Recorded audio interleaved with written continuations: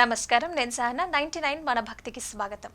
2013లో కేదార్నాథ్లో భయంకరమైన వరదలు వచ్చినప్పుడు ఆ ప్రాంతం మొత్తం ధ్వంసమైపోయింది. కానీ ఆశ్చర్యకరంగా కేదార్నాథ్ ఆలయానికి మాత్రం ఏమీ కాలేదు. దానికి ముఖ్యమైన కారణం ఒక రాయి. ఆ వరద సమయంలో ఎక్కడి నుంచి వచ్చిందో ఎవరికీ తెలియని ఒక భారీ రాయి వచ్చి కేదార్నాథ్ ఆలయ వెనుక నిలబడి ఆలయాన్ని రక్షించింది. ఆ రాయి కారణంగా ఆ వైపు నుంచి వచ్చిన ప్రవాహం ఆలయానికి రక్షణ కవచంలాగా మారింది. ఆ రోజుకి ఆ రాయి ఆలయం వెనుక ఉంది. ఆలయాన్ని ఒక విగ్రహంలాగా కాపాడుతూ నిలుస్తోంది. అప్పుడు ఆ రాయి ఎలా వచ్చింది, ఆలయాన్ని ముంచకుండా వరదల్లో అది ఎలా నిలిచిపోయింది, అసలు ఈ సంగతులన్నీ విన్నాక మనకి ఇది దేవుడి లీల అనిపిస్తుంది. ఈ విధంగా కేదార్నాథ్ ఆలయం ఒక రహస్యకరమైన దేవాలయంగా మారిపోయింది. నిజానికి మనుషులు ఈ ఆలయాన్ని నిర్మించడం అసాధ్యమేనని కూడా చాలా మంది నమ్ముతారు. ఎందుకంటే వేల ఏళ్ల క్రితం ఇంతటి భారమైన రాళ్లని యంత్రాలు లేకుండా ఎలా కట్టగలిగారు? ప్రపంచంలో కేదార్నాథ్ లాంటి ఆలయం మరెక్కడా లేదు. అంతేకాక ఈ ఆలయం భారతదేశంలోని ఇతర జ్యోతిర్లింగాలతో కూడా సూటిగా సంబంధం ఉంది. ఉత్తరంలోని కేదార్నాథ్ నుంచి దక్షిణంలోని రామేశ్వరం వరకు ఉన్న జ్యోతిర్లింగాలన్నింటికీ ఒకటే సూటి గీతలో 79 డిగ్రీల కోణంలో నిర్మించబడ్డాయి.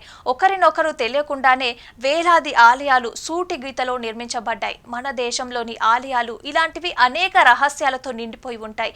ఈరోజు మన ఉత్తరాఖండ్లోని కేదార్నాథ్ ఆలయం గురించి తెలుసుకుందాం.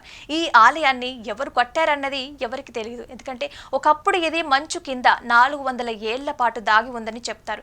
ఇంకా ఈ ఆలయంలో దైవ శక్తులు ఉన్నాయని కొందరు నమ్ముతారు. హిమాలయ పర్వతాల మధ్య రుద్రప్రయాగ్ సమీపంలో ఈ కేదార్నాథ్ ఆలయం ఉంది. ఇంతటి నిర్మాణం కలిగిన ఆలయం ఈ ప్రపంచంలో ఇంకొకటి లేదు. ముందుగా దీని వాస్తుశిల్పం గురించి చెప్పుకోవాలి. ఎందుకంటే ఈ ఆలయం సముద్ర మట్టానికి 3600 మీటర్ల ఎత్తులో ఉంటుంది. దీన్ని మనుషులైతే కట్టలేదని చాలా మంది విశ్వసిస్తారు. ఎందుకంటే నిజానికి ఎవరు దీన్ని కట్టారో కూడా ఇప్పటి వరకు రహస్యమే. ఆలయంలోని రాళ్లన్నీ ఇంటర్లాకింగ్ టెక్నిక్ తో అమర్చబడ్డాయి. హిమాలయాలలో రవాణా సౌకర్యాలు లేని చోట యంత్రాలు లేకుండానే వేల టన్నుల రాళ్లతో ఈ మహా ఆలయాన్ని నిర్మించడం ఒక అద్భుతం.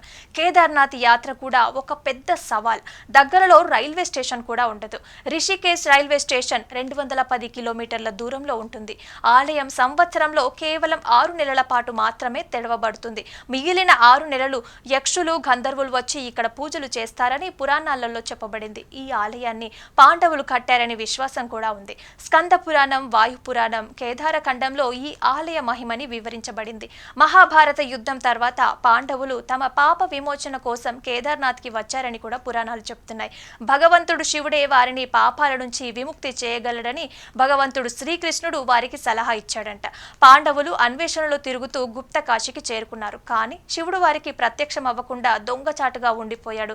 చివరికి భీముడు ఒక గేదె రూపంలో ఉన్న శివుడిని పట్టుకోవడానికి ప్రయత్నించాడు. ఎంత శక్తి ప్రయోగించినా కూడా శివుడి శరీరం పూర్తిగా బయటికి రాలేదు. చివరికి శివుడు ఆనందించి వారికి దర్శనమిచ్చాడు. ఇలా మిగిలిన భాగాలు కూడా ఇతర ప్రదేశాలలో ప్రత్యక్షమయ్యాయి. వాటిని మనం పంచకేదార్ అంటాము.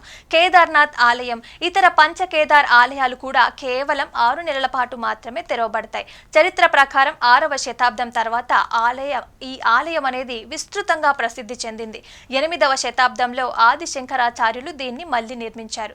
1300 నుంచి 1900 వరకు లిటిల్ ఐస్ ఏజ్ సమయంలో ఈ ఆలయం మంచు కింద 400 సంవత్సరాలు దాగి ఉండిపోయింది. కానీ ఆలయంలో ఎలాంటి నష్టం పొందలేదు. ఆలయం 85 అడుగుల ఎత్తులో ఉంటుంది. గోడలు 12 అడుగుల మందంతో నిర్మించబడ్డాయి. పరిశోధకుల ప్రకారం ఇది కనీసం 3000 సంవత్సరాల నాటి ఆలయం. ఈ వీడియో నచ్చితే లైక్ చేసి మా ఛానల్ని సబ్స్క్రైబ్ చేయండి. మరిన్ని కేదార్నాథ్ రహస్యాలు తెలుసుకోవాలంటే కామెంట్ బాక్స్లో చెప్పండి.